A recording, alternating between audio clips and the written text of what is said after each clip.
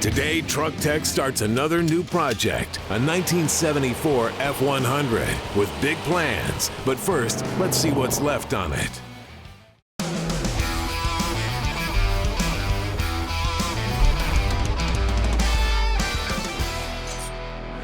Today is my favorite kind of day because we get to go shopping for a new project truck. Over the years, we built a ton of different rigs, everything from Chevy, Ford, and Dodge. We built two-wheel drives and Ford, trucks that are slammed on the ground and raised up in the air. But today, we're gonna look for a truck that we haven't done much with, but is quickly becoming popular. Set the road. Let's do it. Well, I've been searching on the internet, and I found a truck that looks pretty clean that may be what you're thinking of. Well, you know, my ideal situation would be something that's rust-free, number one. That's most important. You know, paint, I could care less if it's got good paint or not, because we can always do a color change, but as long as it has a good, solid foundation. You know, for me, the main thing is just getting right down to the fun stuff, whether it's, you know, adding a whole bunch of power, maybe swapping a motor, changing suspension out, you know. That would be ideal for me anyway. Well, I agree with you there, but you know how it goes. You find something on the internet, the pictures look good, and then you get there to see it, and the thing is horrible. But I have a pretty good feeling about this truck, so I'm hoping we load something in that trailer today. Well, let's keep our fingers crossed. Well, there she is, man. Man, that's a nice looking truck right there. Well, we've built a lot of early model C10s, and well, we want to change it up a little bit and build an F-100, and this is a good example of a 1974 model. Now, typically when you go buy a brand new car or truck, you just pick out a nice color and go with it, and you don't worry much about body and paint. But with this era of truck, they are notorious for rust, so we want to check it out and make sure there's none here. And a good place to check is this cab corner. It is notorious for rust. As you can see, there's really nothing going on there, no bubbles. I don't see any shrinkage from filler. The backside feels good, so that's a really nice. And looking down the bedside, that thing is really straight. But one thing that is really awesome, check out the inside of this bed. There's not a ding, a scratch anywhere to be seen. So obviously this truck has been restored along the way, and I must say, whoever did the body and paint on this did a fantastic job. Now that we know we have a good body to start with, we need to take a look underneath the hood. Now, this is probably the most original 1974 F-100 that I have ever seen. It's kind of scary. I mean, check this out.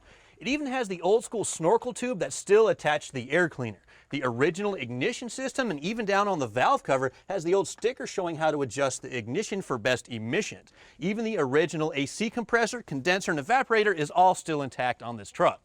Now, you might be wondering, why the heck are we starting out with a project truck that's basically complete? I mean, it is a completed restoration after all. Now, we do have something pretty special in mind for our next project, and we'll tell you a little bit more about that later on. Now, the paint looks awesome. The bottom side of the truck looks just as good as the top, so let's check out the interior. Man, this is awesome. Original seat cover, headliner. They've even refinished out all the paintwork in here. It looks great. But what's cool is everything that's normally broken, like these AC vents, are still intact. Man, this is an awesome truck. Every project vehicle has a backstory, and this truck is no exception. There's been a lot of effort and love expended into this truck to get it where it is today. So we're going to meet the owner, Dwayne, and find out just a little bit more about this F-100. We've owned the truck since 1984. My dad bought the truck. Drove the truck a few years before he gave it to me when I turned 16. Took the truck all the way down to the chassis. Took the frame, had it sandblasted, and we painted it. And the floorboards on the truck had a little rust in them, so we got floor pans. I had them replaced. The truck was painted in a friend of mine in White County at that time. All over, inside and out. Engine was rebuilt. We've had it since then. That was done probably in the early 90s. Redone the truck back more original. It was more accessible parts in the original style than I could find than there was in the aftermarket at the time, and it was kind of hard to find, so I just went back original with it. So you've had the truck for a long time. Why are you selling it now? I had a little discussion with my dad about the old truck. We don't really use it like we did before, and we decided it was just time to move on to something else and a new project and something we could do together while he's here. So. Well, I like everything I've seen, so what do you say we take this thing out for a ride? Let's go burn some rubber.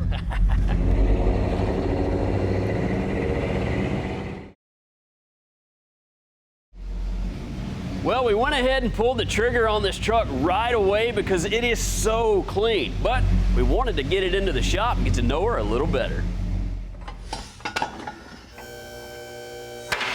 We've seen the exterior of the truck and it is in excellent condition, but the bottom side is what's going to tell the story, and this thing is fantastic. We can see that it's probably never been in a collision because the frame is super straight, there's no kinks anywhere in it or in the sheet metal. The floors are super solid, the bed floor looks really good, and there's no rust to be found in the rockers. So I think with this truck, we're in business. We took this truck on a very brief test drive before we just decided to purchase it and bring it home. We're about to take it out and thrash it. So I want to give it a quick mechanical checkup to make sure we don't have any surprises and have any parts fall off at like 100 miles an hour. So I'm going to start by checking out the brakes. So really the first thing that I'm checking is the brake pads. I want to make sure that I have good thickness on the front. In the back, which I do, so we're good to go there. Next up, the rotor. Want to make sure that there aren't any heavy grooves or pitting or rust, and this truck basically looks like it's had a pretty recent brake job. Next up is the steering. I want to make sure that all the ball joints and tie rod ends, make sure everything is pretty tight, which it seems to be. So as far as steering and suspension and braking is concerned, I think this truck's ready to rock. It even has some brand new shocks on it. The next thing I'm going to do is change some of the fluids on this thing, mainly because I'm not sure how many years the truck has been sitting. I'll go through all the major systems and make sure they are fully lubricated. I'll pump the fluid from the rear diff and fill it with some new oil. Back on the ground, I'll suck the fluid from the trans and top it off with some Royal Purple Max ATF and fill the engine with some 10W30. Now this truck is definitely going to be a fairly comprehensive build for us. So a lot of these parts that we're checking today are going to end up being replaced or upgraded at some point. So why'd we go through the effort of checking all this stuff out? Well, we're about to go to a track and we're going to thrash this truck pretty hard. So we want to make sure that we don't have any mechanical surprises when we're out on the track doing laps. You know, the last thing you want is for a wheel to fall off or your brakes to malfunction. So it's about our safety. Now, even though this truck is a 1974, a lot of the steering and suspension and braking parts have been replaced during the restoration. So we're fairly confident that we won't have any major mechanical problems. So we brought it here to the dyno today. We kind of want to obviously get a baseline because we're about to do a bunch of stuff to it. So here's the details. It's a 351 Windsor, no idea on the compression, but I think it's stock. Has a small cam in it, I don't know the specs. Has an aluminum intake, again, not exactly sure what the combination is, but what do you guys think it'll put down? Well, oh, and it has one of those, you know those old things that they used to use on cars to mix the air and the fuel? What they call it? Carburetor? It's a carburetor. Carburetor. We like I'm going to restrict your airflow just for a second. It has a carburetor on it, too. I'm probably a bit optimistic here, but I think it's going to make around 160. 160, wow. I'm a little lower than that. I'm thinking like 140, 145 maybe. Well, if it's got a cam in it and a manifold and a carburetor on it, and it's 351 inches, it could make 160, 170.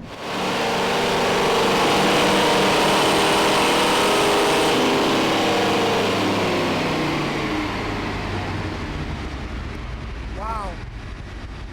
I haven't seen anything yet, but I'm changing my guess to 75.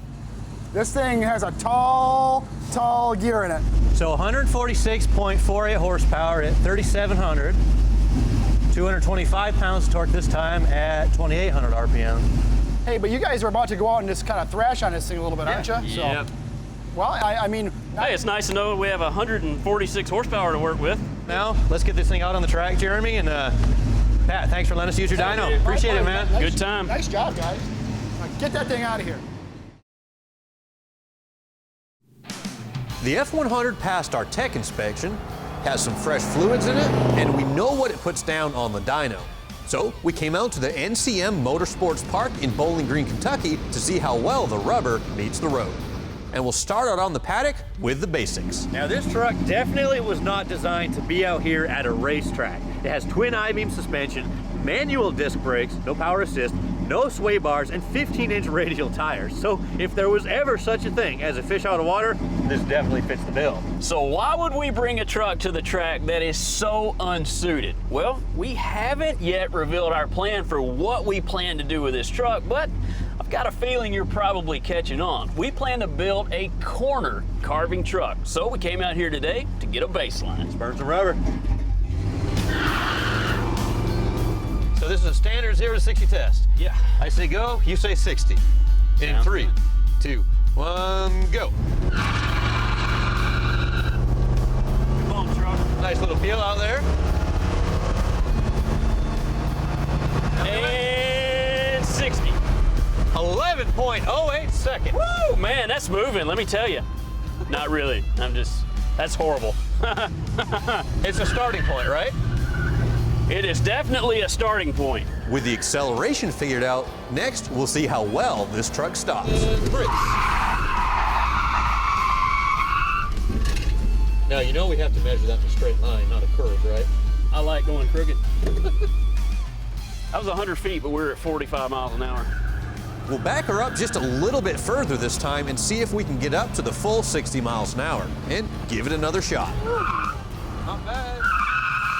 Yep. So we got 11 seconds to 60. Yep. And it took 150 feet to stop from 60 to 0. Yep, so it doesn't go and it doesn't stop. Basically. Bad. Well, we got these cones set up. You know what's next? You feel like driving through some cones? Let's do it. Oh, this is something we totally should not be doing. Not in this truck. Here we go. Better watch him.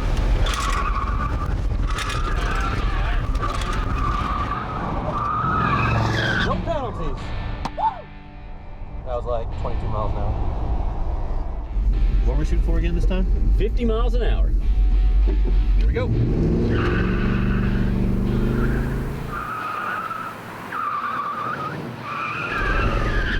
Get tight, get tight, get tight. There you go, there you go. Hold on, buddy. Don't do it that fast.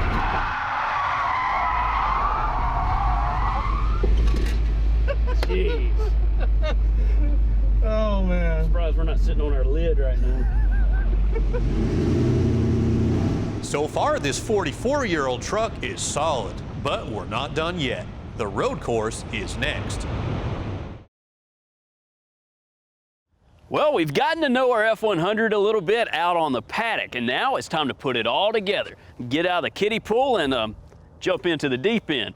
We're on the short section of NCM's road course. Now, this is a very tight and technical portion of the track. There's a lot of decreasing radius turns and elevation changes, so our truck really has no business being out here. You know, it would be fun in a Camaro or a Corvette, but I don't know what's gonna happen. So we're gonna take a couple of quick practice laps and we'll go from there. Let's go.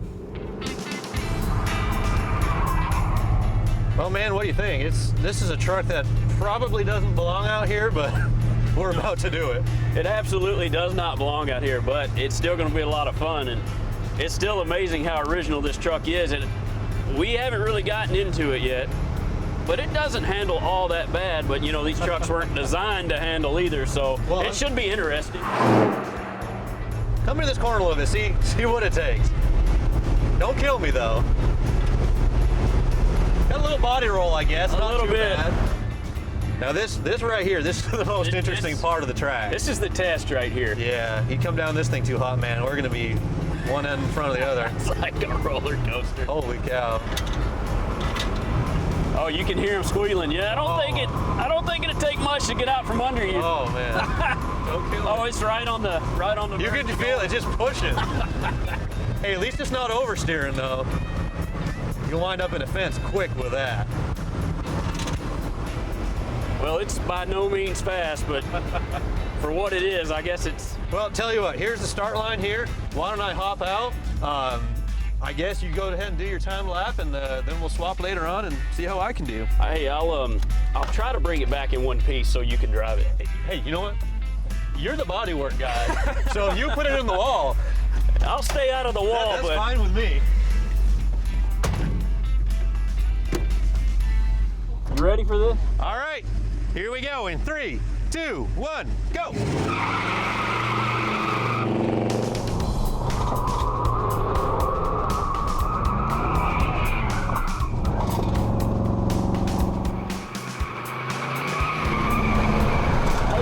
But I think LT may beat me because I spun right off the track into the grass. Come on, truck, hold on, baby.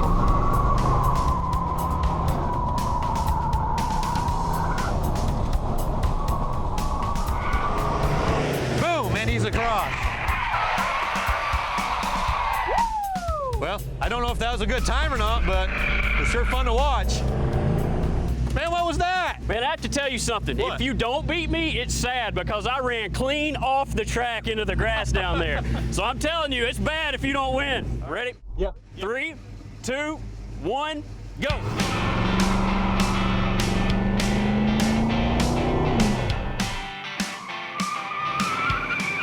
Woo, that's going pretty quick. I should probably slow down.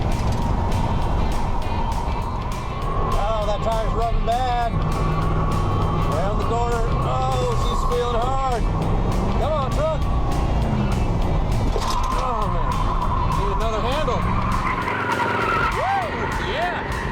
Get you some of that, Richard Rollins. All right, 2 more corners. Hit the apex.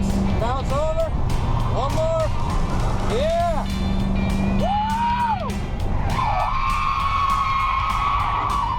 I don't know if I beat him or not, but that was sure fun. Well, hang on a second. 1:18:48. 121. It's close. Man, I put a whooping on No, you. That's not close. All right, That's, listen. that's taking a whooping. Okay, you beat me. I'll admit that. I'm a big enough man to admit that. We've got a stock truck that doesn't handle very good. No, it doesn't. It doesn't brake very good, doesn't accelerate very good. It doesn't do anything. So what are we going to very do? Force induction, more power, better handling, stickier tires, bigger brakes. Yep. We need to stop, corner, and go. All right, well, next time you guys see the truck, we'll start making that happen. You want to do another lap? Let's go. Get your timer out again. Oh, I'm never going to hear the end of this.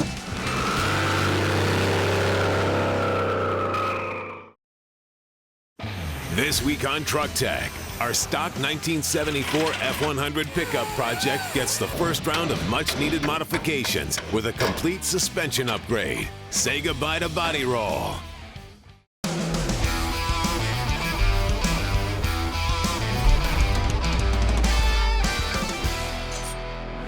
You guys probably remember our 1974 F-100 that we picked up not too long ago. Now, she's wearing about a 15-year-old restoration, but hey, overall, she's pretty nice. At first glance, you might think we are just getting finished up with this project, but actually, we're just getting started. So why begin with a truck that is so nice like this one is? Well, we are deep in the middle of 2 restorations at the moment, our Model A and the K5. And also, I'm just sick of block standing. So we figured, why don't we start a project where we can get right to the fun stuff, making the truck go faster. I can't say I really blame you for that. I'm kind of tired of it myself. But not too long ago, we took our F-100 out to the road course and had a little fun with it. And also did some baseline testing to see where the truck stands as far as braking, acceleration, and handling. And I'm here to tell you, 1974 technology has no business being out on the road course. Twin I-beams may have been fine for a smooth ride back in the 70s, but definitely leave something to be desired out on the track. When we pushed the truck hard through the slalom, the body roll was extremely bad. And when we pushed the truck through a corner hard, the tires were begging for more grip. Luckily, the truck only made 146 horsepower at the rear wheels, so we couldn't really get into much trouble even if we held the throttle pinned to the floor. So we have our work cut out for us if we're going to make this truck act like it belongs on a road course, because let's face it, it's a truck.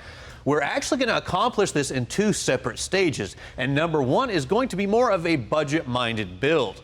We've set ourselves an all-in parts budget of about $7,000, and we're going to try to modify all the important areas of the drivetrain to make this truck handle quite a lot better. And once we finish stage 1, that's when we really get to have some fun because we're going all out. We're going to put this F-100 down on a new chassis equipped with larger brakes, coilover suspension, and big sway bars. Then we're going to cram in a modern engine with a power adder. We're going to try to make 4 or 5 times more horsepower than the F-100 puts down now. And our end goal is to have a pro touring classic F-100. Now, all that stuff is great, but it's going to have to wait just a little bit because today we're going to be bolting on a suspension setup that'll lower the center of gravity of this truck just a little bit, and we'll throw on some sway bars. So hopefully we can make this thing handle just a little bit more like a Corvette and a little bit less like a canoe. Like always, we'll start by pulling off the wheels. Then the rear shocks have to go because they'll get replaced. Stands are brought in to support the axle. Then the leaf spring bolts are removed. My plan has a flaw in it. I know it does. Next comes the task everybody hates, dealing with frame rivets. Our preferred method is to use a cutoff wheel to make some slices in the head of the rivet. Then, an air chisel can easily remove the head, so the rivet can be driven from the frame.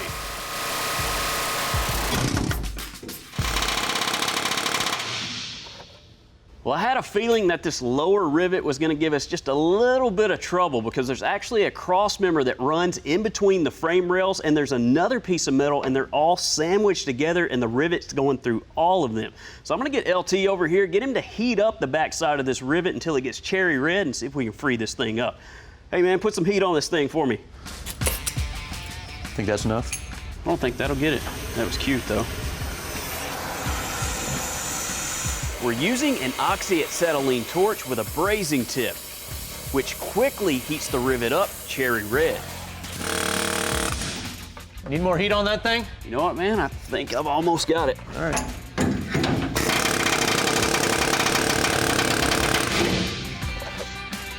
Yep. With a little more persuasion, we can move on to the last rivets and remove the spring hanger from the frame. With a few more seconds of hammering, the last rivet is cleared. Like we mentioned earlier, we're going to be lowering this truck with a basic bolt-on suspension setup for our first round of upgrades. And since parts for these F-100s are getting just a little bit harder to find, we went to LMC Truck for all of our suspension upgrades today. We're going to get started out back with a different spring hanger. As you can see, the mount point for the leaf spring has been raised up quite a bit. This will lower the truck, especially when we combine it with a longer shackle. This gives us a total of 4 inches drop out back. Now, of course, we're going to combine that with a new shorter shock for a nice smooth ride being closer to the ground. Out front, it's actually quite easy to lower one of these trucks. All we're going to be doing is bolting on one of these dropped I-beams. We can still use our stock coil springs, radius arms, and our hubs. Lowering the center of gravity of this truck will definitely improve its handling, and all these parts together would be considered a 3-4 drop. But we still won't do anything to fix all that body roll, so we also picked up a sway bar kit for the front and rear. This will let us really push the truck hard into the corners for nice flat handling. So our installation starts by bolting on some spring hangers. The new drop hanger easily bolts in place of the stock one with 4 bolts. Then, the spring is raised into place, and the original hardware secures it. Coming up, we'll swap out that shackle. Up next, there's a lot of old, outdated technology that needs to go, and plenty of new to replace it with. We've got the front spring hanger installed, which means it's time to move on to the longer rear shackle, which will finish up lowering the rear end of our F-100. But I'm running into a bit of a problem when trying to take out the lower pivot bolt, and it's actually kind of common when you're working on older suspension parts. Let me show you what I'm talking about.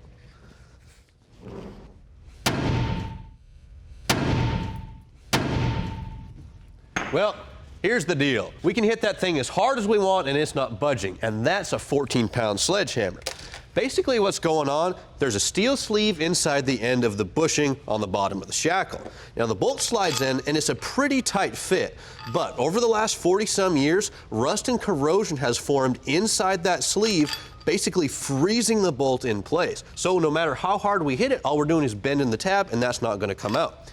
Typically, you could take and heat up that steel sleeve with a torch, but it's encased inside a bushing, so you'd have to melt and burn away the entire bushing before the heat could get to the sleeve. Now that's just going to stink up the shop and make a huge mess, so really that's a last resort option. So we are going to have to get just a little bit creative to get that stubborn bolt out of its home.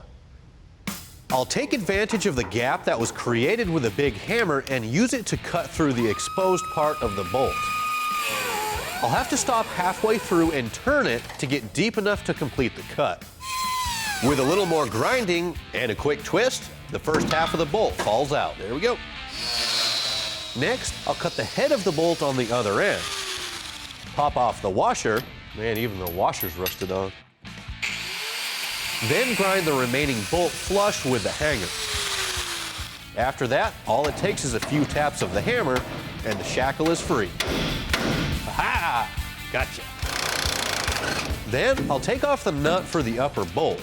It's feeling a little bit looser than the last one, so maybe we'll get lucky. Next, the fender brace has to be moved aside to get the spring high enough to remove the bolt.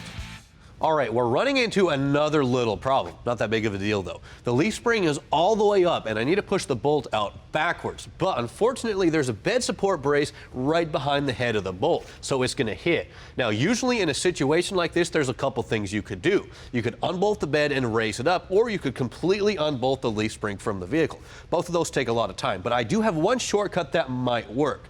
Remember, as you compress a leaf spring, it actually gets longer. So I'm hoping that I can jack up the axle a little bit more and it'll compress the leaf spring and push it backwards just enough to get that bolt out. It's worth a shot anyway. As we raise the axle up, it does exactly what we need. It easily moves far backward enough to get the bolt out, with no more cutting or removing parts. The new shackle slides into place with a new shorter bolt that allows it to go in from the opposite end. The old upper bolt is now used on the bottom of the shackle. All right, we're gonna get these things snug, but fully tighten them up when the truck's on the ground. To finish out the first side of the rear, our new shorter shocks are installed. We're starting up front next with hopes of less demolition. There we go. Now that we've got the back finished up, we can move on to the front of our F-100. Now these came from the factory with an I-beam suspension setup. You can see on the end of each beam there's a pivot point. We've got a coil spring that rides on top of the beam and a radius arm that bolts onto it that holds everything in place front to back. Now these setups actually ride really good, and off-road guys love them because you can get a ton of suspension travel out of these. But when it comes to performance on the pavement, it's not so good. And unlike a C10 that has a control arm style setup, there are a ton of options out there to make those handle like a sports car. There's not so many options for the F-100, but luckily for us, LMC Truck had exactly what we needed. So we picked up a set of these drop I-beams. It's gonna get the truck a little closer to the ground, and then once we add that sway bar, we'll be headed in the right direction on a budget. The first order of business is removing the cotter pin from the tie rod. Nice and crusty. Then the castle nut comes off. And by whacking the end of the spindle, the taper breaks free, and the threads on the tie rod are preserved. Next, we need to scrape off the grease and the dirt that's collected around the kingpin dust caps, and they can be removed with a 7/8 socket. There's a cap on the bottom and the top. The caliper retainer is punched away with a brass drift, and the caliper is hung from the frame with a zip tie so we don't stretch the brake line. All right, the next thing for us is to knock this kingpin out. It goes through the spindle and the I-beam, and it holds the two together. Now, I've worked on quite a few of these I-beam trucks, and that kingpin typically doesn't come out very easy, but we want to reuse it if we can. So I'm going to give it a few light taps with a hammer, see if we can persuade it out of there, but if not, we may just get to have a little fun with it.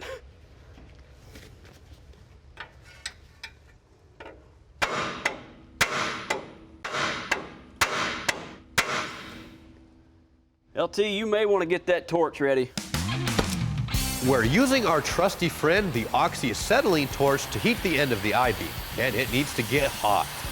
I'm keeping the heat away from the spindle because we are going to reuse that. Now, one very important thing to remember when you're working with a torch and grease, that stuff gets really, really hot. And when you bang on it with a hammer, it likes to fly around, so protect your face. All it takes is a few good whacks, and the kingpin comes out undamaged. Then the hub assembly can be removed. Oh. Hey, take the bolt out. There we go. Now the cotter pin and castle nut are removed from the back of the radius arm. Then we'll try and loosen the bolt that goes through the radius arm and I-beam, but it's not budging. So we'll break out the torch. All right, man, give that a shot. Then we can pull off the nut. Next, the lower shock bolt comes off, and we can loosen and remove the I-beam pivot bolt and remove the whole assembly from the truck. Got it? Yep. Did you know there's another nut under that? Well, I remember that there's a nut under there now that I see it again, but I know that bolt was frozen up in there, so at least we went ahead and broke it loose. I'm glad I could refresh your memory. The second nut is unscrewed, and the radius arm is removed from the I-beam, and we can install some new bushings onto the end. These two new I-beams are actually identical to each other, except for where the kingpin mounts on the end, and they're attached at opposing angles. This is actually what controls the caster in your steering setup, so you want to make sure that you choose properly. On all vehicles, you want to have the top leaning towards the back, so that means this is the arm for the driver's side. Stay there. No one leaves till the suspension is done. We're back to work lowering our twin I-beam F-100. The beam attaches with the original pivot bolt and will temporarily remove the coil spring. Then the I-beam is swung up and slid into the radius arm, and a long bolt connects the two. With the first nut tight, the lower spring cup goes back on, and the coil spring can now go in. The retaining clips go back into place, and then the suspension hardware is tightened back up. There she goes. Lastly, the hub is slid on, and the kingpin is driven back into place. It's held with the original tapered retaining bolt. And it's the same process to complete the other side. We've got the suspension all done, and now the truck will be able to sit lower to the ground. So now it's time to work on these sway bars. We grabbed them from LMC Truck, and they come with everything that we need to complete the installation, and they'll actually go on pretty easily. All we'll have to do is drill a couple of holes. Something like that. First of all, these rivets have to go. So I'll slice through them with a cutoff wheel. Grind them flat, then knock them out with an air chisel. The urethane bushings go on, and the mount bolts through the old rivet hole. And we'll have to drill one more hole for the back. I'll roughly mark where the end link sits on the I-beam and grind away the powder coat. The truck is lowered and set on some jack stands at its final ride height. And the lower mount can be tacked in, then fully welded with the bushings out of the way. Then the end link goes back in, and we're done. Out back, we'll have to chop off the tailpipes to make room for the sway bar. Like a hot knife through butter. And we'll modify those later on. The end link brackets mount to the lower shock tabs, and the bar can be raised up on some stands. The end link bolts through the bracket and into the sway bar, and the bushing goes on along with the frame mount. 2 3/8" holes are drilled, and with the hardware tight, boom, the rear sway bar is complete. She's done. We've completely transformed the looks and function of our 74 F-100, and it really wasn't that hard because everything that we've bolted on today you could do in a typical 2-day weekend. Now, if you guys remember, this is a budget build, so where do we stand as far as numbers? All right, on the suspension parts to get the truck closer to the ground, we spent $1,070, and on the sway bars that'll tighten up the handling, we spent $370. So all in, we spent $1,440. So that means we've still got a little money left in our budget, so we'll add some new rubber that more suits the truck. We'll re-gear it, and we'll get under the hood, see if we can pull a little more power out of that engine and persuade those numbers a little bit at the track, but hopefully we'll get back out there soon. Well, there's a lot of stuff to do between now and then, so that's another day. Hey, she looks good though.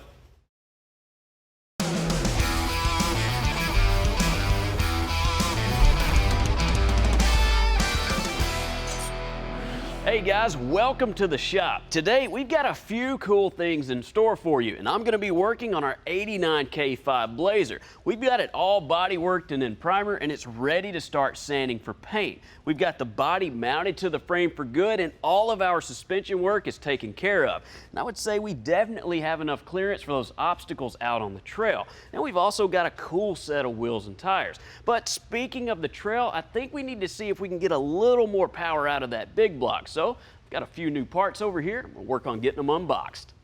And I'll be over here working on this, our 1974 Ford F-100.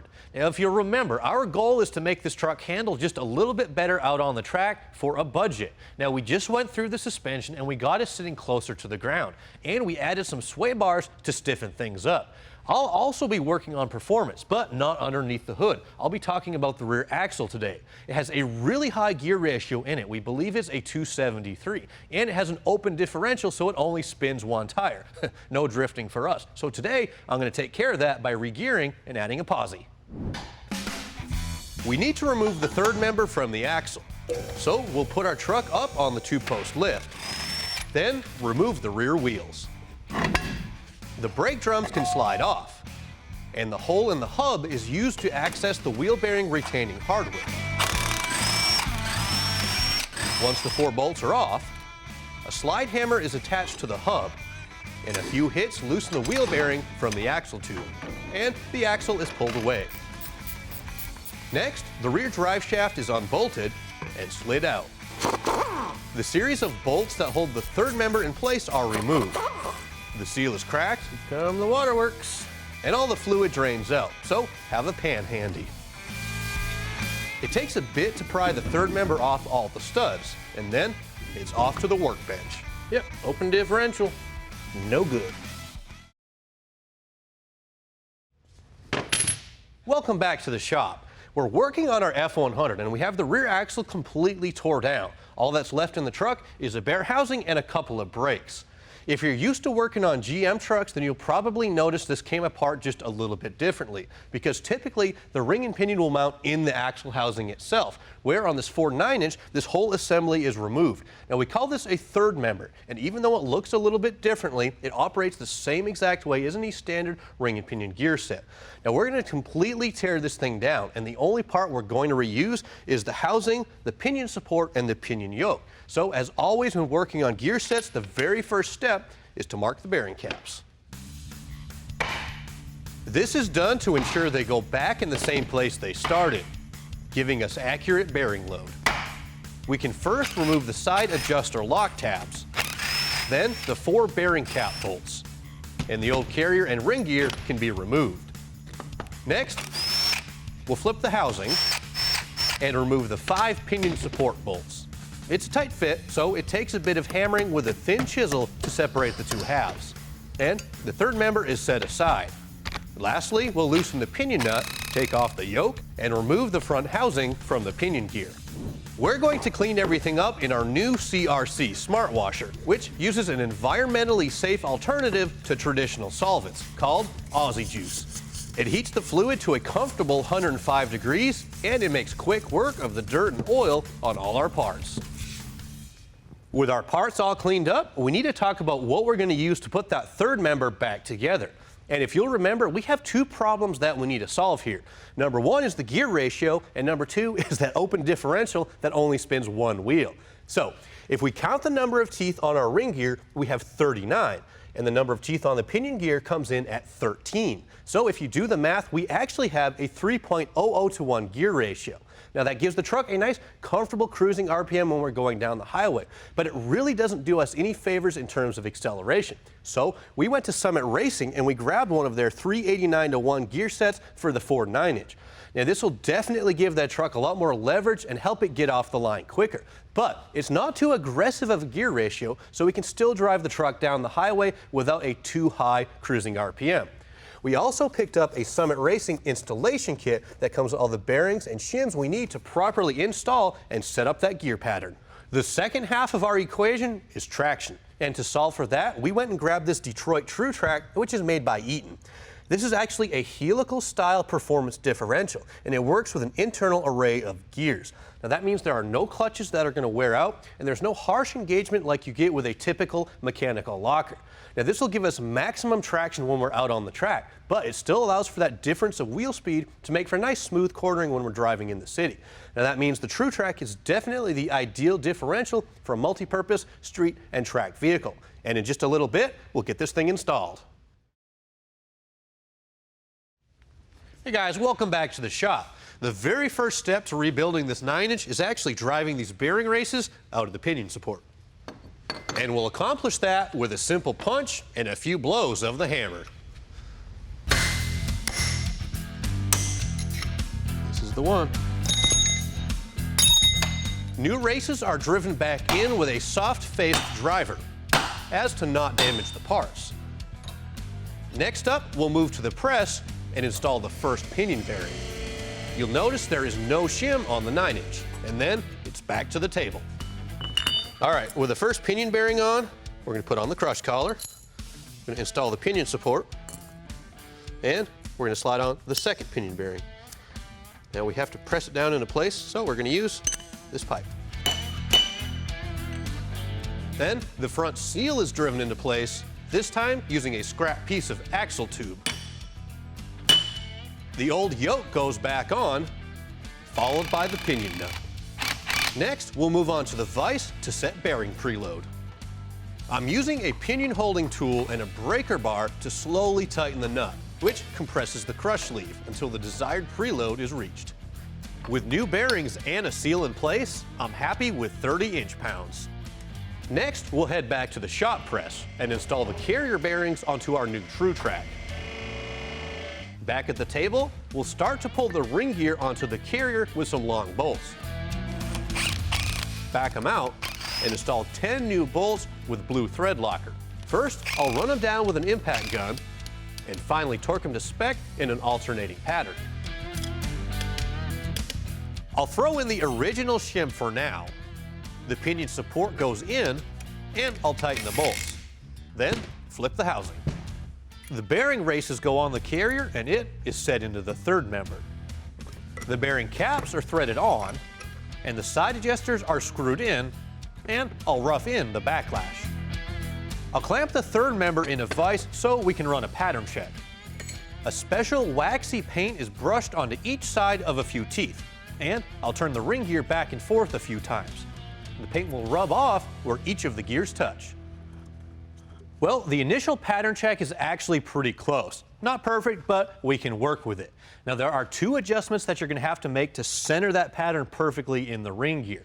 Now, backlash is going to move it on an axis running through the center of the carrier, and the pinion depth is going to move the pattern closer to or farther away from the root of the gear. On ours, the pattern is much closer to the top of the tooth than it is down to the root, so we need to shift that pattern down here. To accomplish that, we need to push the pinion closer to the ring gear, and on a 4/9", we need a thinner shim. All it takes is a few minutes to pull the pinion support.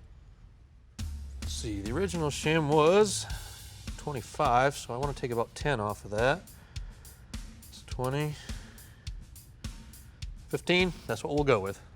A quick touch-up of the paint, and we'll run another check. Yeah, it's getting more where I want it. Take maybe just a little more out of it. This time, I'll throw in a 10/1000 shim, and I'm happy with the result. Got pinion depth where I want it. Yeah, that's way too tight. We've got less than 1/1000 of backlash, and I'm looking for about 5 to 7. Luckily, that's very easy to fix on a 9".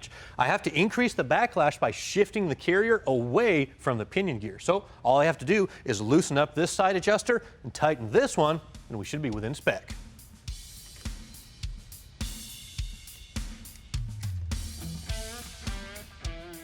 Right on the money.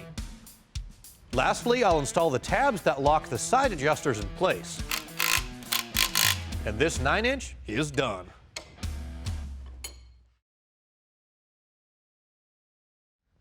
There is one last change we're going to make on our 9". I ordered a 31 spline True Track, but our axles were originally a 28. So I went to Summit Racing and grabbed a pair of new axle shafts that are a 31 spline to match our carrier. Now we're going to be pumping a lot more power through this rear end, so it's a much needed upgrade.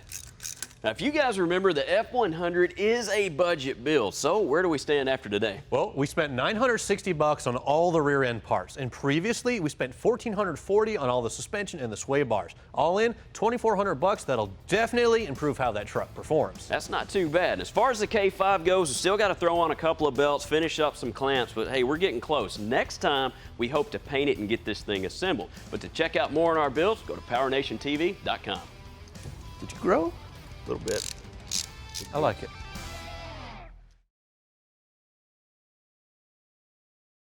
What do you do when your cool classic truck has a tired, worn-out Windsor?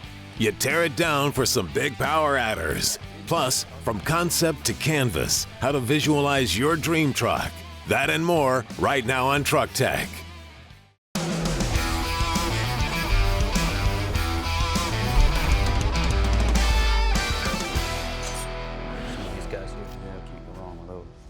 You've seen us build a lot of different projects here on the show. Often we're building more than one at the same time. The bad thing is it can be very easy to lose motivation when we're halfway through a project. Yeah, you can get overwhelmed with it, or I mean, you can even get flat out bored. But today we're going to show you something that I promise you will give you a little inspiration. This is concept designer Daniel Maffett, owner of Maffett Motorworks. Hey man, how's it going? Good to see you again. How are you? He can take your ride and with a few swipes of a pen, create your dream car on canvas. I was 12 years old and Overhauling first came out on TV, and I was just blown away with what Chip Foose could do. And I knew right then and there I wanted to start drawing cars and learning that skill. Whether it's an idea you have for an interior, engine bay, custom body mods, or just an overall build, his drawings help clients visualize their project. And he's not just an artiste. Maffett is also a custom builder, painter, and photographer. When people come to you for like a design consultation or to have to do a rendering, like where do people typically start? Do they have like a finished product in mind, or do they just say, hey man, I've got this idea, you know, I want to work around a particular style or a theme? Like how does that work? A lot of times when someone comes to me, they usually have an inspiration or an idea or some kind of a loose concept of what they're looking for. And they bring all those elements to me, and then I work to kind of put them into a cohesive design, something that they can be happy with for a finished product they can tour and show. So someone might come into something and think they know exactly what they want, and then once the design process starts happening and they can see it visually, their likes and dislikes can change. I have an example of that here. So with this customer, he thought he wanted a full fendered 32. Okay. Then we started drawing it and showing him different options he could have. His style kind of changed from that. So we ended up doing a couple different renderings. So we did a standard hardtop, we did a roadster, Okay. we did an open fendered hardtop, and then we did a complete slammed hot rod style. Okay. And he wasn't sure what direction he was going to go in, but once he saw all these, he ended up going complete opposite of a full fendered car with a roof, and he ended up doing the roadster with a. Yeah, I mean, that's two totally different, you know, end results, but without seeing it, I mean, you really can't make that decision because something you have in your mind, I guess it just totally changes, huh? It does, and this process saves you a lot of money in the long run, because if you build a car with all fenders and you get it all done, you decide and you're done, I don't really like it. You can't just, you have to start all over again. Yeah, exactly. You know, it's another $100,000 build. Where this, you can see it visually and make your decisions on paper. Yeah, paper's cheap, right? Yeah, you can erase it. Well, we've got our truck over here in the shop. Why don't we take a look at it and get started? Yeah, I'm excited. Well, here she is. It's a 74 F-100. You know, we've done a few things to it, but it's really just a blank canvas, so we can do kind of whatever we want with it. Yeah, it looks like a solid truck. It's a good truck to start with for sure.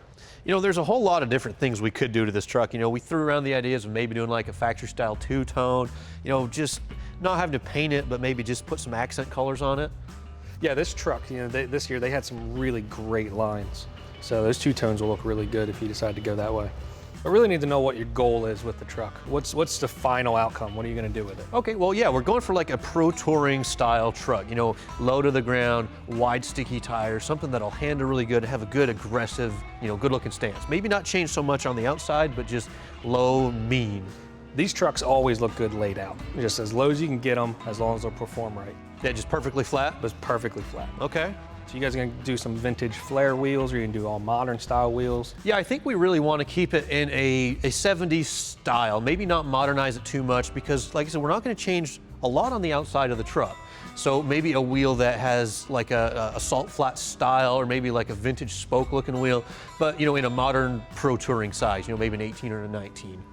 Yeah, that's gonna go, maybe even stagger them a little bit too. Yeah, absolutely. I think I've got enough to get going, so I'll get to work. Well, I'm excited to see what you come up with. Awesome.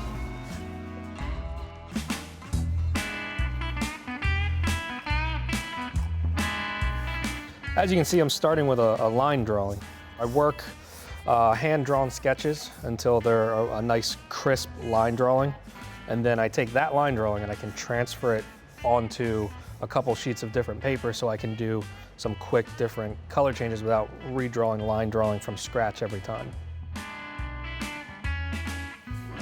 Next, the guys ponder their choices. Hey, welcome back to Truck Tech. We're over here in our PowerNation studios where concept designer Daniel Maffett is working on a few renderings for our F-100. I believe he's got one finished up. Here you go, man. Man, that looks killer. Yeah, a little Ford Victory Blue. Yeah, that looks awesome, man. I really love the stance, how low it sits to the ground, and the wheels. I dig those because that really fits the style of build we're going for. And the blue, man, I love it because blue's one of my favorite colors. But since that truck is so nice and it's already red, is there any way we could tie that in anywhere? Yeah, we can do, I'll do a factory style two-tone, maybe a real aggressive two-tone to kind of match that pro touring feel. Man, yeah, that'd be really cool. Well, I'm excited to see what you come up with. All right, man, I'll get Cool, to man. it. Now, we did consult on the wheels before I drew them. I had a talk with Jeremy and LT, and they kind of had an idea of the style of wheel they wanted, but they left it up to me to decide what I ended up putting on paper. So I went with a vintage salt flat kind of style. You guys are spoiling me here. I usually don't have the truck available when I'm drawing something. I usually have to work off photos. Having it in real space here is actually really nice. Chip Foose actually introduced me to these markers, and he gave me a small set and said these were the ones that I needed to be drawing with. There's a lot of tools you can use to render a car professionally, but these are ad markers. These are alcohol-based markers. And they blend really well, they flow nicely on the paper, and they give you real nice, crisp colors. Doing a rendering, a concept rendering of a piece, a part, or a vehicle is one image, and it's a style, and it's got my flair on it. It might not be theirs, but we meet in the middle. Daniel's all done with our renderings, and we've thrown them up on our video wall so we can take a good look. We have lots of great options to choose from, so we can move forward inspired with our F-100 build. Well, man, you've definitely given us a variety to choose from, and I'm really digging the two red ones, especially the cream. That's really clean. I just don't think we can go wrong with any of them. I mean, the F-100 would look great in any of those color combinations. Yeah, it would, and there's just variety of workload. You know, the blue is going to be a full repaint. The red one with the black trim is going to be, you know, a little bit of two-tone paint and black gloss trim. The cream one's just going to be a nice factory-style two-tone. Well, like I said, they all look good. And if you guys need any design or rendering services, be sure to check out Maffitt Motorworks. Daniel, thank you so much for coming in. Thanks we for having me. really appreciate it. Man, hey, man, I've got a side project. Maybe Oh, yeah? you need What to do you talk got? about 67 C10. Yeah, Get a there crazy we go. full-blown build. Put a diesel Body in. drop, no diesel. No diesel. Quit talking about diesel. Now you guys can see why we love doing renderings. This gives us a good foundation to see where we're headed. Especially a guy like me who's a painter, I can pitch some of these ideas like these two-tones to my rendering guy. He can lay them out on paper, and that gives me a good idea of what I need to do when I start working on the truck. We're not quite ready to get this involved in our F-100 project. We still have a little bit of budget left and some work left to do on our first round of upgrades. Looks really cool. Up next, our F-100 moves across the shop to begin its top-end transformation. One of my favorite things to do is change up the power plant underneath the hood of a truck or a car. Recently, we put this F-100 on the chassis dyno, where it put down an embarrassing 146 horsepower. That's just awful. So today we're going to spice things up a little bit in the engine department. Before you Ford guys change the channel, don't worry, we're not going to be putting in an LS this time. We are going to be building on this 351 because it's a pretty good platform to start with. It just needs a little or a lot of help in the induction department. So today we're going to tear down the engine so we can install a new set of heads, a different cam and intake. And as always, work begins by tearing it down. Working on an old school engine like this Windsor is a nice change. Kind of brings it back to basics. We won't be needing any special tools, a laptop for tuning, or things like larger injectors or a wideband O2 sensor.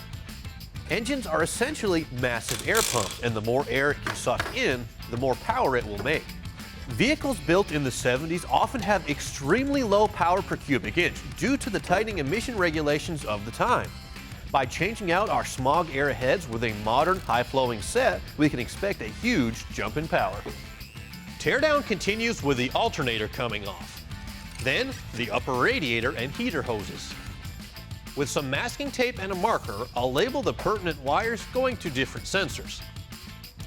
The distributor comes out next, and the hole is plugged to keep any dirt or hardware from falling in. Up top, the fuel line is disconnected, along with the throttle linkage. And the old carb goes away.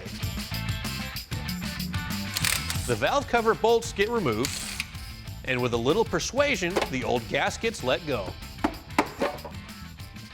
The intake manifold bolts all have to come out, and a pry bar easily breaks the seal, and the intake manifold comes off.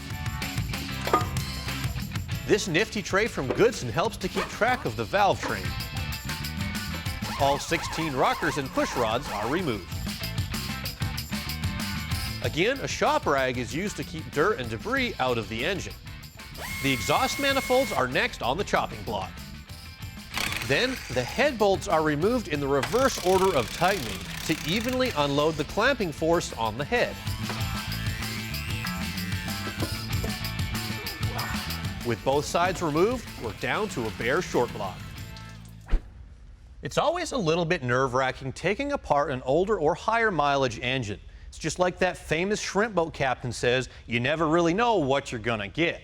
Our short block is in pretty decent shape, but there is a small ridge at the top of each of the cylinder walls. Basically what that means is our engine is a little bit worn and it has some miles on it. But the good thing is this engine didn't smoke and it didn't burn any oil, so it'll be a good candidate for a mild build. Now, if we wanted to pump this thing up to be 500 or 600 horsepower, then yeah, we should probably pull the engine out, machine it to accept an oversized piston, and clean up those cylinder walls. But again, this is just a mild build for us, plus it saves us a little bit on our budget. You might be wondering why we didn't just yank this whole engine out and attach it to a stand. Well, to do the type of work that we're doing, a heads and a cam swap, well, it really wouldn't save us that much more time. But it wouldn't take that much more time either. So it's just preference. We decided it's just easier to leave it in there and save us the hassle. Now, coming up, we do need to get that cam out, and we'll do that after the break. We are well on our way tearing down this 351 Windsor in our quest for more horsepower. The next thing to come out is the camshaft, and to make that happen, we need to make some room up front. Because of the length of the cam, we need to move a lot of things out of the way up front so it has room to slide out. So the fan shroud and radiator have to go. It has trans-cooler lines connected to it, as well as the lower radiator hose. Once the mounting bolts are removed, it can be lifted out of the way. I'll disconnect the AC lines, and we'll also need to remove the condenser.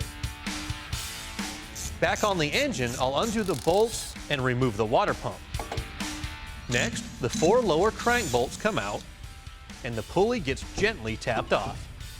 To remove the balancer, a special puller is required as to not damage anything. Don't use a 3-jaw puller on the outside ring because you'll wreck the balancer. A series of bolts up front and some on the oil pan hold the front timing cover to the block. The fuel pump gets disconnected and the timing cover can come off. The cam sprocket bolt comes out and the upper gear and chain are removed. Up in the valley, all 16 lifters come out. We'll rotate the cam until each lifter pops up, then we can pull them out. Finally, the cam can be removed from the block, completing teardown. We need to clean up the deck surface to prepare it for the new heads, so we'll start with a metal scraper to remove all the leftover gasket chunks and rust. Then we'll soak it in WD-40 and use a rigid sanding block and 180 grit paper. We'll wipe it down with brake cleaner and make a final pass with more WD-40 and 220 grit this time. When it comes to cleaning up a block, I see guys often reach for this, a red Scotch-Brite on an angle grinder. Now there's no question it'll make quick work of the job, but the trouble is these are actually very aggressive and they'll take away a lot of material. Often it'll be uneven, which can lead to head gasket sealing issues. Now, this is one of those instances where quicker isn't always better, so that's why I like to do it by hand. Rebuilding the top end of your small block is easier than you think. This week on Truck Tech, degreeing a camshaft, lashing valves, and more. That's all right now on Truck Tech.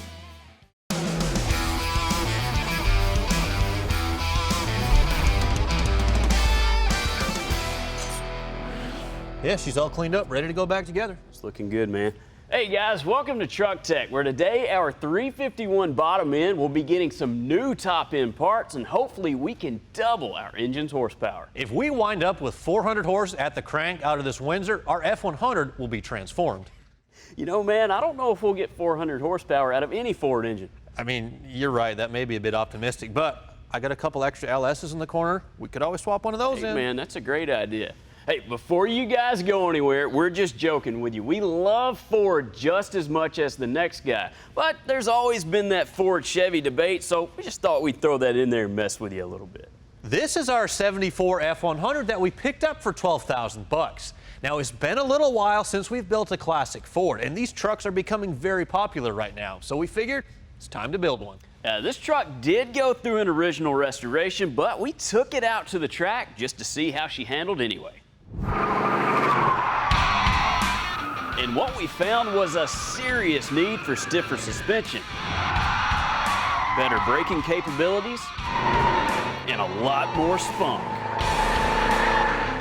We lowered it 3 inches in the front and 4 in the back, installed some sway bars, and threw in some 389 gears and a true track.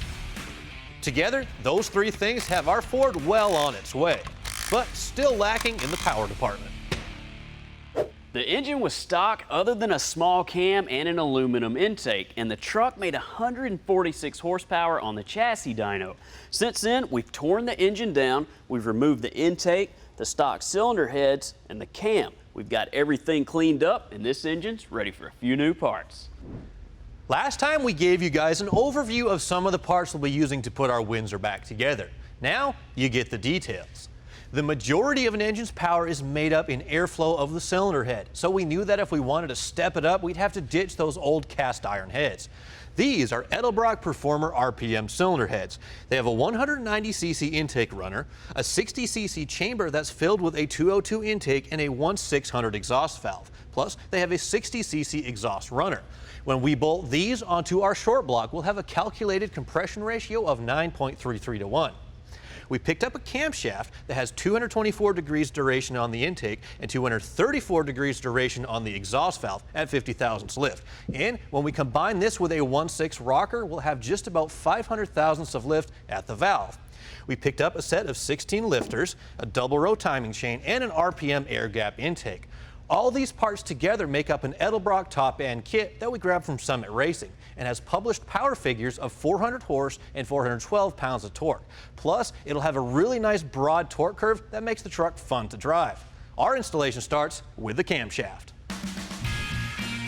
Initial lubrication is very important on a flat tappet cam. We're using simple assembly lube on the bearing journals, but the most important thing is to use the provided high pressure lube on the lobes. This will ensure that they're well lubricated for the initial startup and break-in procedure. Next up, the cam retainer bolts onto the block and gets torqued to spec. Then, with a little heat, the lower cam sprocket goes onto the crank in the straight up position. Then the timing chain, upper sprocket, and fuel pump eccentric all go onto the cam and get torqued. Next, Pat pops in to give us the 3rd degree. One of the most important steps that people often skip over when assembling an engine is degreeing the camshaft, especially when it's in a vehicle, since it can be kind of a pain to get to everything. So to help us out, I grabbed Pat from Engine Power, since he's done this about 1,000,000 times. Now, I wouldn't be able to sleep at night if I didn't know where the intake center line is on a cam of anything I've touched. So we're going to go through a few steps, but first we're going to set true TDC. The first operation is to find true TDC, which takes into account the dwell of a piston up there, and you can't have that for degreeing. It has to be at true TDC. So we put a piston stop in and install our degree wheel.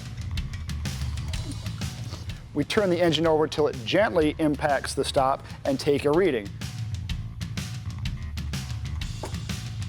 Then we turn the engine the opposite way until it impacts it again and take another reading.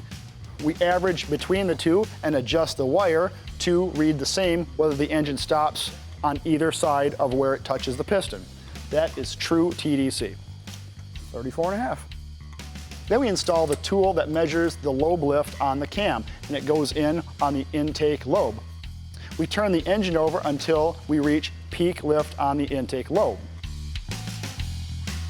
After we find peak lift on the intake lobe, we'll back it off and bring it back to 50 thousandths before peak lift and take a reading on the wheel. In this case, 63 degrees. We keep turning, going past peak lift and stop at 50 thousandths after peak lift and take another reading, which is 150 on the wheel.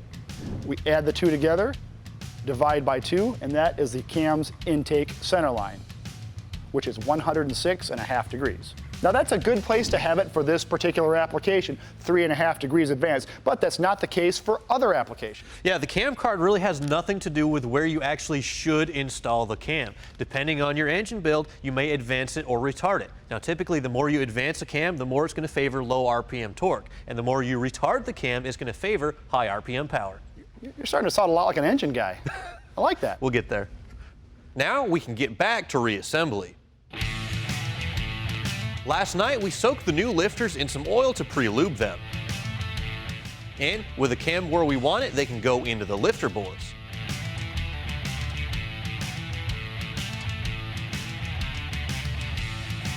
We'll apply some RTV onto the back of the timing cover. Then slide on the gasket and bolt on the timing cover to the engine.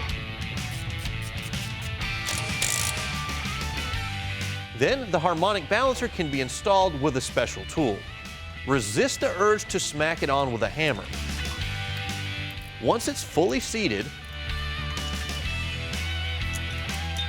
install the balancer bolt and torque to spec.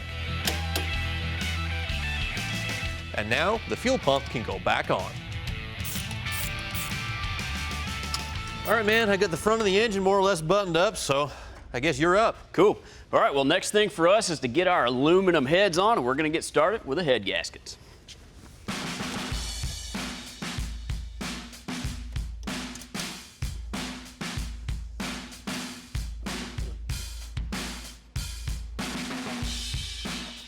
All right, with our ARP fasteners, you want to pay close attention to the washers because there's actually two different sides.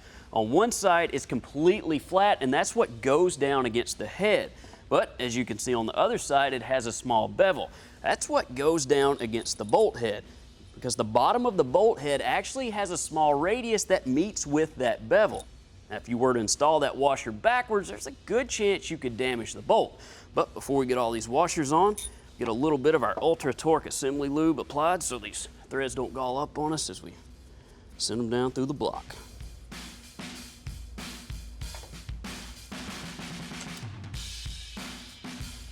I'll start by zipping down the bolts with an impact, but I'm not tightening them. This is just to speed up the process. The bolts get torqued in Edelbrock's recommended sequence, starting at the center of the head and going in a circular pattern until I reach the end. I'm doing 3 different passes starting at 30 foot-pounds, and then a final pass of 100.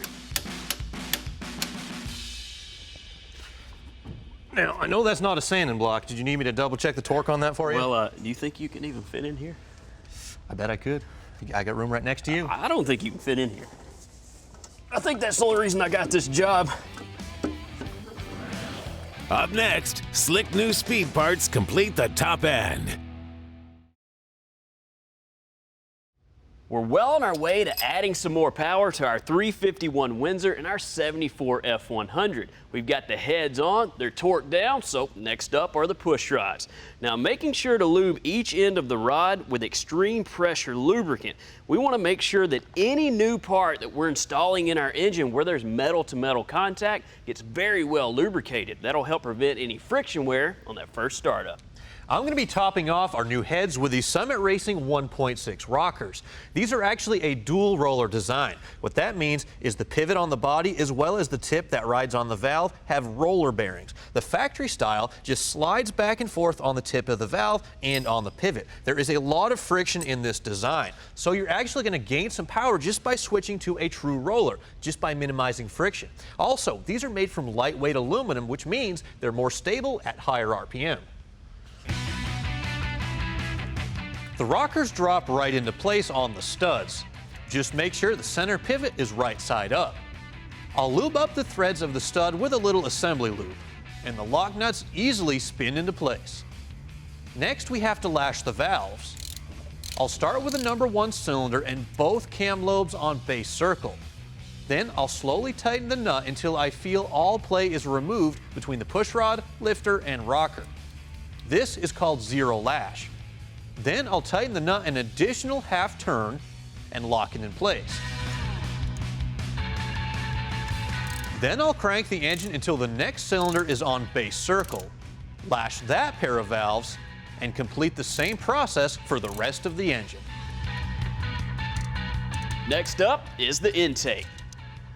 We'll start with a bit of silicone around the water ports. Then lay on the supplied gaskets. A silicone bead is applied onto the rails on the front and the rear of the block.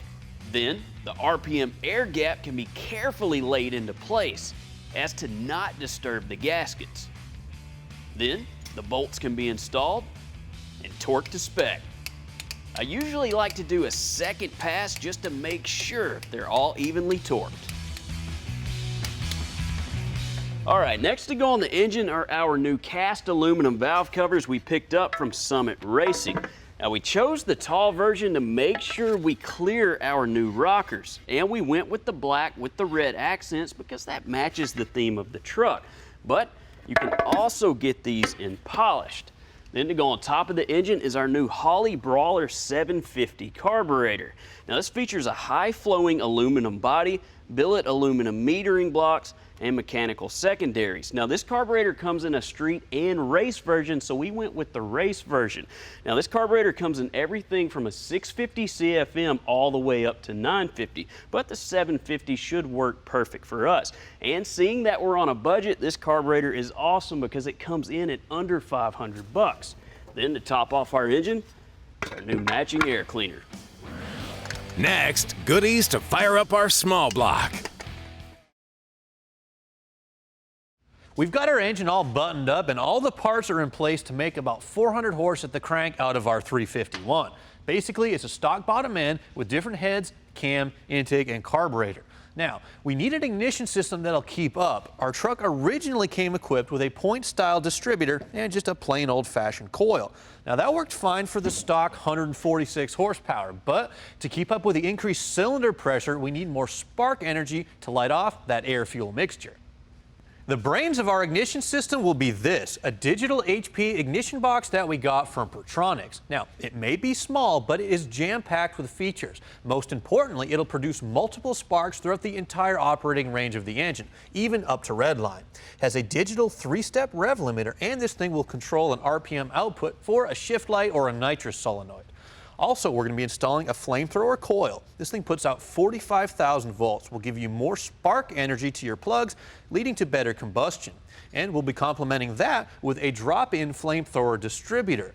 This has been designed to be plug and play with the digital HP ignition system. And we'll be topping it all off with some spark plugs with the ceramic coated boots for heat protection. And I'll get started by installing the distributor. The easiest way I know to find TDC on compression is to put your thumb on the spark plug hole and crank the engine until you feel pressure building up. Stop once you hit your timing mark. We'll start by pointing the rotor towards the rear of the engine. Drop it into place. Once it's almost all the way down, I like to turn the crank just a little bit, and it drops right into place.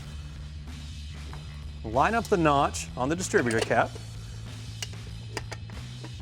And this is going to be the #1 cylinder.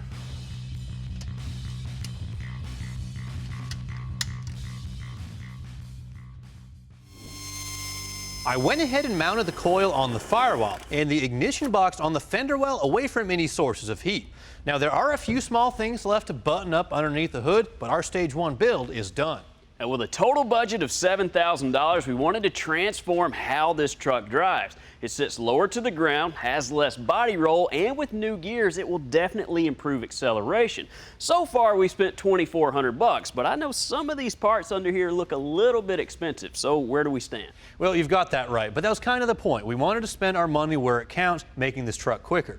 Today, we spent $4,090 underneath the hood. 24 of that was the top end kit, and the rest was rockers, ignition stuff, and a few belts and hoses up front. But we are $500 under budget. Well, not really. I may have spent that 500 bucks. We definitely needed a new set of tires because those were dry rotted, so I went over to Summit Racing and grabbed these, and we'll throw those on before we head back out to the track. Well, for more information on this F-100 or any other build we do on Truck Tech, be sure to visit PowerNationTV.com.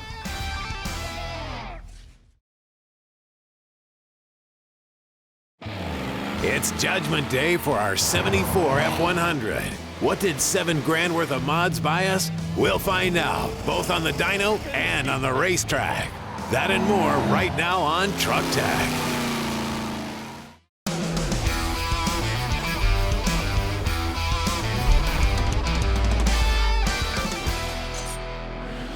Today is for all you Ford guys out there because we're about to spend a little quality time with our 1974 F-100. Now, the Chevy C10 has its love in the aftermarket, and we've built our fair share of those. But lately, the F-100 is just starting to take off in terms of popularity, especially the 70s models. Now, we figured we'd jump in and see what all the fuss is about. Now, these are really good looking trucks, especially in a standard cab, short wheelbase configuration. And with this truck being a little bit lower to the ground, it definitely gives it that sport truck look. Now, a little bit later on, we're going to test it out and see how our sport truck handles. But first, let's take a look at where this build began.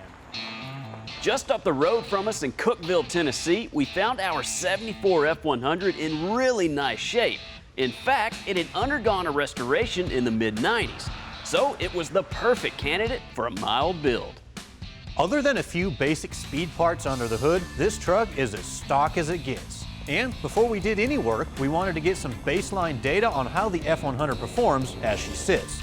So we hooked it up to the chassis dyno next door in the engine power shop, where the 351 Windsor put down an unimpressive 146 horsepower to the wheels. Next, we brought her up to NCM Motorsports Park for the Truck Tech performance test. The results? 0 to 60 in 11 seconds. Braking ability, 60 to 0 in 150 feet.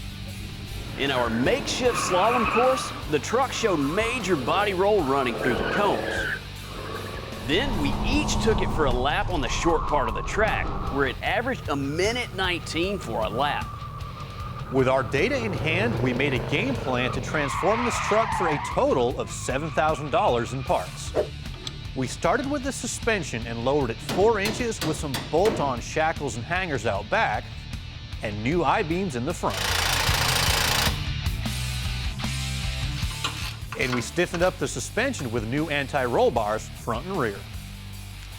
Next, to give the truck some help getting off the line, we tore apart the rear 9-inch to give it some new 389 gears.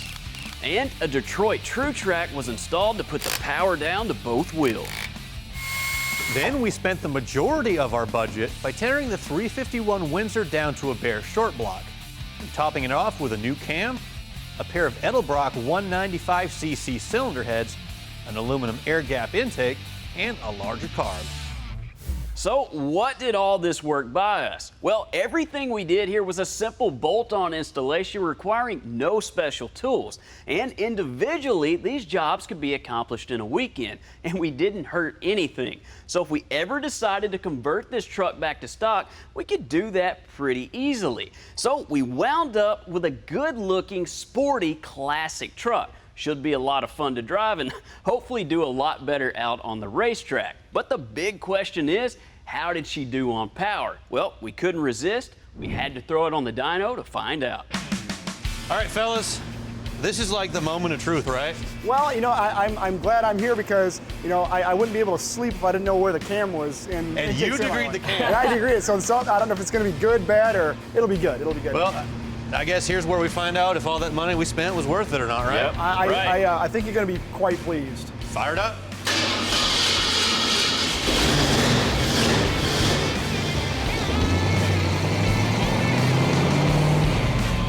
It's never a good idea to give your engine full power until it's warmed up. So we'll make a few easy passes to get the engine oil, transmission, and the rear differential up to temperature. All right, 230. It's not bad. That's a big gain over what we had. Then we'll hit it a few times and see what she puts down. Right there. 245. Man, That's what I'm talking about. 261 pounds of torque. That's awesome.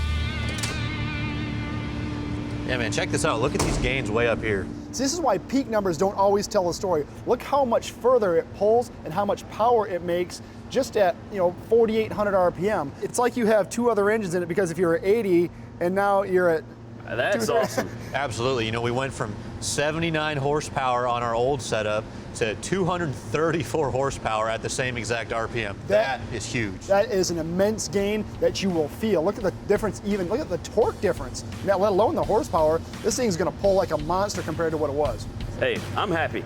I'm happy. You happy? I think so. We all happy? I'm really happy. Next, we're off to the track to carve corners and lay down rubber.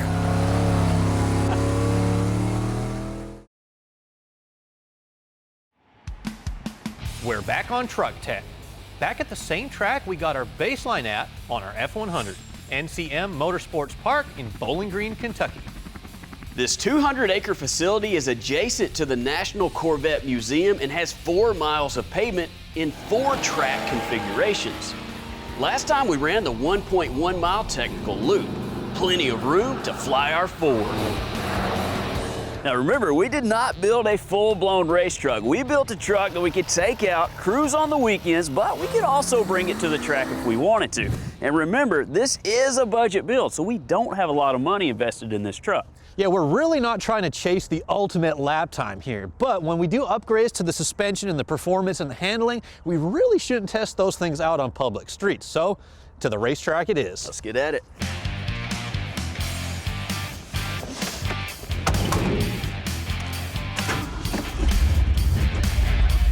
You have something to hold on to over there? No, nothing at all. This is gonna be fun then.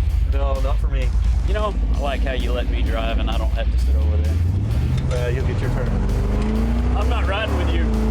Come on, man, this is just an easy lap. Is this not easy? Not when you're sitting on a bench seat. Oh, I can tell right away, the power. That little bit of extra horsepower we've gained is, you can feel it pull now. I mean, really, my favorite thing about this truck is, it is a budget setup. So, we've said it before, I'll say it again, this truck is not meant to be out on a road course. But look how much fun we're having. It's a lot of fun. I mean, we got next to no money in this truck. We probably should have invested in a proper pair of race seats, especially for this side. That would have been a good idea, yeah. You roll around in here, I'm just glad I have the steering wheel, but it may be a little warped after I get out of here, especially when you go around a curve like that. What are you doing? That wasn't about going fast, that was about having fun.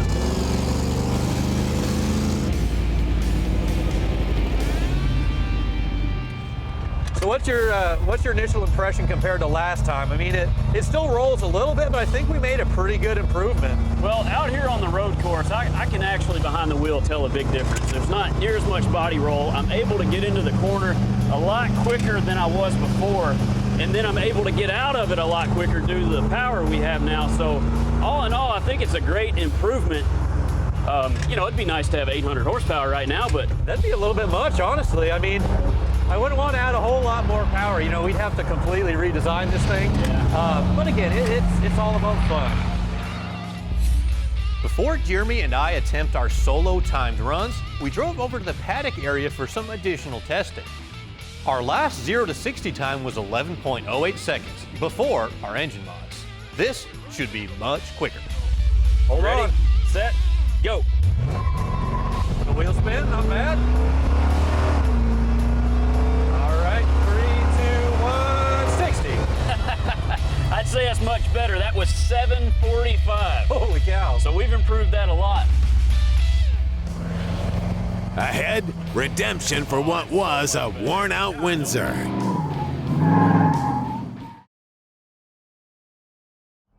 If you have a classic or collector vehicle, you know how hard it can be to get an insurance policy that'll meet your needs. And if you take your car out to a track and wreck it, most other auto insurance companies won't cover you.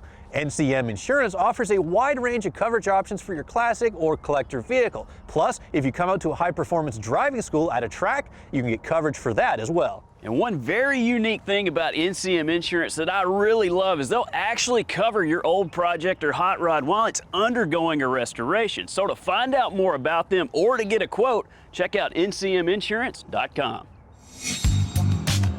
It's track day, with a few more runs in the F-100 left to justify our $7,000 budget. Pre-built, the Ford showed major body roll when handling the cones. I think it's gonna do better. I can do worse, right? I don't think there's any way it can do worse. But let's find out.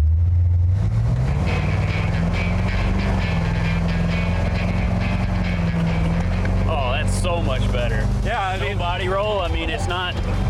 I mean, it's much flatter than before, that's What for I sure. noticed right out of the gate is before I felt like I could reach out the window and touch the pavement. And now it's staying pretty flat.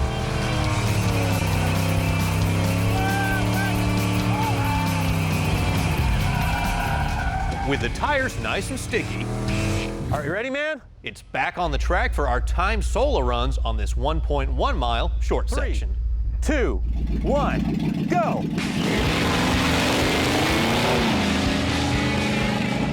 All right, now while I'm driving a course like this, even though there's a lot of turns, one thing I want to do, which sounds crazy, is go straight as possible. So I want to find the straightest route through all of the turns and make sure I hit all of my apexes. So I'll stay wide, and as I come into a turn like this, then I start to hug into the apex. As I start to come back out to another corner, I'll drift to the outside, and then that's my quickest line in. And here we go for the technical part. It's always my favorite time. Just kind of keep it turned as hard as you can until you hear those tires just about to give up. I think we're there. And there we go uphill. You know, I'm just still really impressed for an old truck like this. It's running a little bit rough, but I mean, to sling it around a road course like this, man, it's a blast.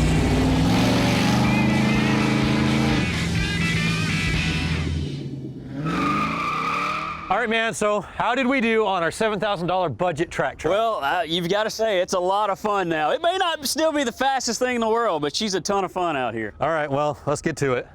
What did I do? Well, you did a 1:13.13. Okay, well, the good news is that's probably 6 seconds quicker than last time. Close, yeah. The bad news is you did a 1:11.29. So I beat you again. Yeah, but I got the style points. So in all, what's that, 7 or 8 second difference than last time? You know what, on a racetrack, that's actually a really That's big a difference. big So deal. if you guys want any more information on this truck or any other vehicle that we build on PowerNation, be sure to check out PowerNationTV.com. Thanks for watching Truck Tech. We'll see you next time.